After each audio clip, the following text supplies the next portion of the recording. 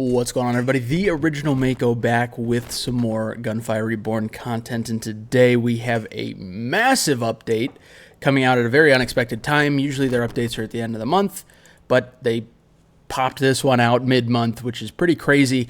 But before we get into talking about this new update, go ahead and check out those links down below if you want to see me play Gunfire or a bunch of other games, or some people in streams' new favorite segment, Freaky Fridays, which we do every Friday, including today. If you're watching this today, you can go check the link down in the description. Head over to Twitch, drop a follow. We will be live tonight around 5 p.m. Eastern. We're live 4 to 5 times a week. We have a lot of fun over there.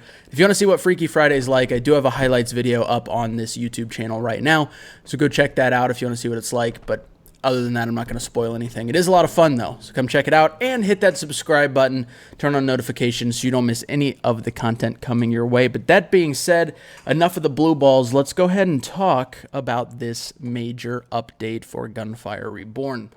So as of today, they are going into a seasonal model. And, well, whoops, didn't mean to fully click on that. Today starts Season 1, the Arcane Ascensions. So, what's up, folks? Seasons are released in this update, and it is the first season. Arcane Ascensions is available as well. Additionally, we adjusted and added some inscription effects, introduced the idle animation of the Crown Prince, and the weapon skin assembly system. Hope everyone enjoys this content.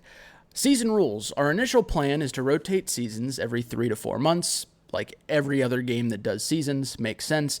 Each new season will introduce fresh gameplay and rewards. We've also set up some minor challenges for season rewards. Players can unlock them by completing season tasks and leveling up season grades. After the season ends, old gameplay may be closed or partially retained, and progress in old season tasks will be reset. We are considering introducing a season shop in the future, where players can use soul lessons to unlock rewards from past seasons that they missed, which would be good. I think that's a good idea. Having a way in-game to access things you missed from previous seasons is always, it's never a bad thing to have, but not a fully confirmed thing yet. They're just considering it. Season task progress and rewards are blinded only to current game save. Season task progress and rewards are binded only to the current game save. So if you have 3 different profiles that are different, you're not going to get progress that carries over through each of those save files. So I think that makes sense. If you have more ideas and suggestions regarding season rules, feel free to leave feedback. We will carefully evaluate each opinion and make timely adjustments in subsequent updates. So that's a pretty massive set of information there for the season rules, but also they give us a little teaser for the 2024 roadmap that'll be coming out very soon. In the new year, there will be many ideas waiting for us to explore. Besides new heroes and new weapons, new gameplay, new maps, new monsters are also in development. We expect to release the 2024 roadmap in a few weeks and provide more detail. So, heroes, characters, weapons, gameplay, maps, enemies, all in development, which is fantastic. Love to hear that. I will absolutely be covering that roadmap when it comes out in a few weeks. So, really exciting news there. Now, let's hop into some information on the first season. So each season features limited time seasonal gameplay and seasonal tasks. Season gameplay may bid temporary farewell to players after the season ends. In addition, each season will have several season tasks. Completing them earns soul essence rewards. Every 5 completed season tasks elevates your season level by 1. Unlocking corresponding season rewards. Oh, sorry, I read that weird. Every 5 completed season tasks elevates your season level by 1, unlocking corresponding season rewards. Detailed information can be viewed by clicking on the season icon in the in-game main interface. So, some of the gameplay for Season 1 Arcane Ascensions. Thunder roars, an unknown power scattered on the mortal realm, seemingly originating from occult scrolls. After extensive exploration, it was discovered that there were 3 scrolls that could absorb this power. Thus, the era of Arcane Ascensions starts from now. So the gameplay is only available in Nightmare and Reincarnation difficulties. But at the beginning of the battle, players can choose one of either Thunderstep, the Elemental Pulses, and Thorny Carapace as the initial Arcana. After defeating the boss and in the vault's multiple choice chests, players can obtain arcane jades to enhance the unique abilities of initial arcanas assisting in battle. So it sounds like you can pick one of these scrolls.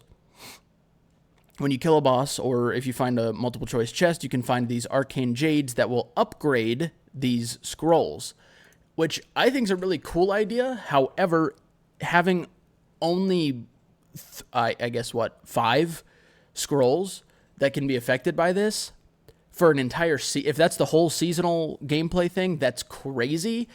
And there has to be more going forward. Has to be. If that's going to be your whole seasonal model thing, there just has to be more going forward. But we'll see if it's. I haven't played anything yet. This is just going off what it says on paper right here. I'm sure there's going to be mid-season updates as well. I just don't know if it's going to be stuff that actually adds like scrolls to this or what have you. So we'll figure it out together. But if that's the entire gameplay change for this season, then there has to be more in seasons going forward, or they have to add more this season. But we'll see how it works. Once again, this is just reading. Seasonal rewards. Completing this season's tasks and leveling up your season grades will unlock the Avatar Frame Arcane Ascensions, which I'm assuming is this Avatar Frame up here. The Crown Prince's Idol Animation, which is this right here. And the weapon skin of the Illusion, which is this right here, and the weapon skin looks fantastic, mind you. As well as emotes, avatars, and other seasonal rewards. So, I'm going to go on the exact same path I just went on for the gameplay. For an entire season, there has to be more rewards than this. Has to be. There just has to be. One weapon skin for a whole season, not enough. There's got to be multiple different weapon skins. There's got to be... even avatars and idle animations aren't really affecting that much of the game at all versus something like a weapon skin, which is something that players typically really want to work for and try to get. So same exact, I like, this is a good step regardless. I've said for a long time, I think a while ago, I made a video top 5 things I'd like in Gunfire, and customization, like weapon skins, character skins, that kind of stuff is stuff I would want. So going forward in future seasons, once again, this is their first step, so it's hard to be too aggressive here, but more content and more rewards. Once again, if this is a 3 to 4 month rotation, we're getting 3 to 4 of these per year. So if we're getting one weapon skin for each season, we're getting maybe 3 weapon skins per year, which is wild. So there has to be more, in terms of rewards, and has to be more in terms of gameplay. Next up, some inscription adjustments to talk about. So the old effect on the weapon share, the weapon share magazine capacity was you would share your mag capacity, you gain 1 stack while firing, 2 stacks on hitting enemies, reloading halves the number of stacks you have. The maximum number is equal to the shared mag capacity, and each stack grants you weapon damage. The new one is they share mag capacity. You get 10 stacks every second while firing, and 5 stacks on hitting enemies. Every stack lasts for 10 seconds. The maximum number is equal to the shared mag capacity, and each stack gives plus 0.75% weapon damage. Same exact maximum damage you can do here. Same general effect where you're sharing mag capacity. However, you only lose stacks every 10 seconds. You don't lose them by reloading, which is really nice. And you gain them significantly faster. So you ramp this up. This is a massive buff to this Gemini, which is nice. A new inscription, which is cool. We haven't had a new inscription in a while. Or a new Gemini in a while. This is a really... I read this one earlier. I'm very excited about this on a dog build. The explosion AoE of the current weapon scales proportionally with the ammo remaining in the magazine. Plus 0.08 is the minimum you can have. So I'm guessing the more you fire in the mag, the higher your explosion AoE is. Additionally, explosion count is equal to the other weapon's AoE divided by the current AoE of the weapon rounded down, which just means you have to do some math. But you can get additional explosions based on your other weapon's AoE.